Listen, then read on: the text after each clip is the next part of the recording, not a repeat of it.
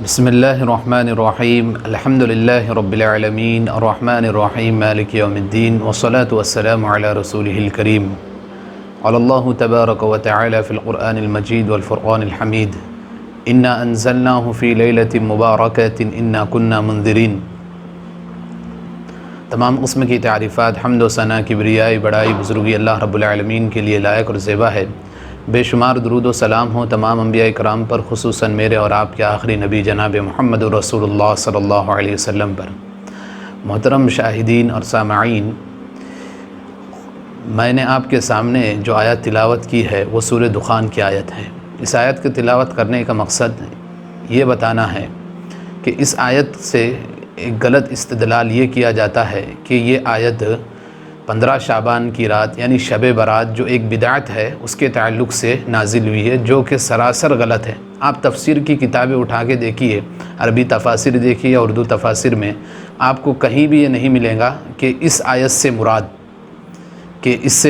شب برات ہے یا یہ شب برات کے تعلق سے نازل کی گئی ہے، بلکہ یہ آیت تو شب قدر کے لیے ہے۔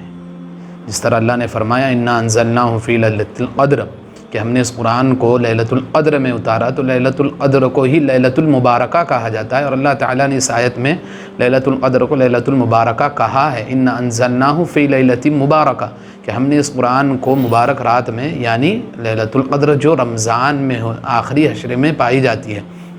اب اس سے یہ استدلال کرنا کہ یہ شب برات کے تعلق سے، تو یہ سراسر جھوٹ ہے اور سلف صالحین اور صحابہ کے استدلال کے اور اس کے استنباط کے بالکل مخالف ہے، جو کہ تسلیم کرنے والی بات نہیں ہے۔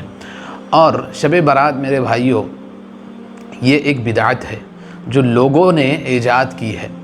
اس کا تعلق نہ ہی کتاب و سنت سے ہے، نہ صحابہ سے ملتا ہے، نہ سلف صالحین سے ملتا ہے، نہ چاروں ائمہ سے ملتا ہے۔ اگر کوئی یہ کہتے ہیں کہ میں فلاں امام کو مانتا ہوں، فلاں امام، اگر ان سے بھی کہا جائے تو آپ اپنے امام سے بھی ثابت کریے، تو آپ نہیں ثابت کر سکتے، اس لیے کہ اس کا تعلق بعد کے لوگوں سے ہے، لوگوں نے 15 شعبان کی رات کو گھڑ لیا بدعت کے طور پر کہ اس رات میں جاگتے ہیں اور نمازیں ادا کرتے ہیں اور دن میں روزہ رکھتے ہیں۔ اور جہاں تک اس رات کی تعلق سے روایت ہے وہ سراسر ضعیف ہے، جن پر اعتماد نہیں کیا جا سکتا۔ اور جو اس رات میں نماز ادا کی جاتی ہے، وہ نماز کے تعلق سے جتنے احادیث ہیں وہ تمام موضوع ہیں، ضعیف سے بڑھ کر موضوع روایتیں ہیں۔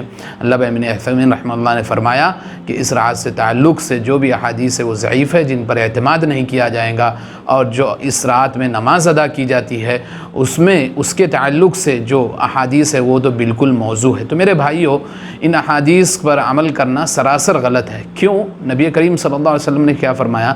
من احدث فی امرنا ھذا ما لیس منہ فہو رد، کہ جس نے ہمارے اس معاملے میں یعنی دین میں کوئی ایسا عمل ایجاد کیا، کوئی ایسی چیز ایجاد کی جس پر ہماری مہر نہیں، ہماری مراد یعنی قرآن و سنت کی مہر نہ ہو، تو وہ عمل مردود ہے۔ پھر نبی کریم صلی اللہ علیہ وسلم سے ایسے مردود عمل کے تعلق سے اس بات کا ثبوت بھی ملتا ہے کہ آپ نے ایسے عمل کو مردود بھی کہا ہے، اور فرمایا من عمل عملا علیہ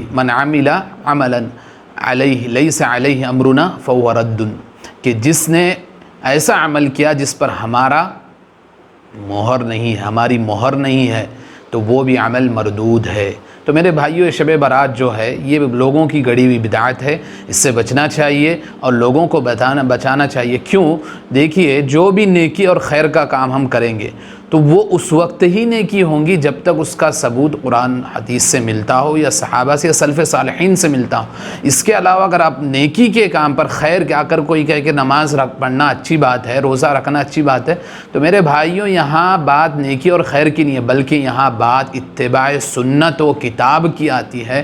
تو جب اتباع سنت اور کتاب کی بات آئے تو اتباع سنت اور کتاب کو ہی لازم پکڑنا چاہیے، اپنی طرف سے گڑی ہوئی بدعت پر عمل کر کے ہم نیکی اور خیر نہیں کما سکتے۔ اللہ تعالیٰ سے دعا ہے کہ جو کچھ باتیں کی گئی اسے مجھے سب سے پہلے اور ہم سب کو اس پر عمل کرنے کی توفیق عطا فرمائے۔ اللہ ہمیں ہر قسم کی بدعات سے محفوظ رکھے، جب تک اس دنیا میں زندہ رکھے، دین اسلام پر زندہ رکھے، اور جب ہمارا خاتمہ ہو خاتمہ بالخیر فرمائے۔ آمین وآخر دعوانا الحمد للہ رب العالمین وصلی اللہ علی النبی۔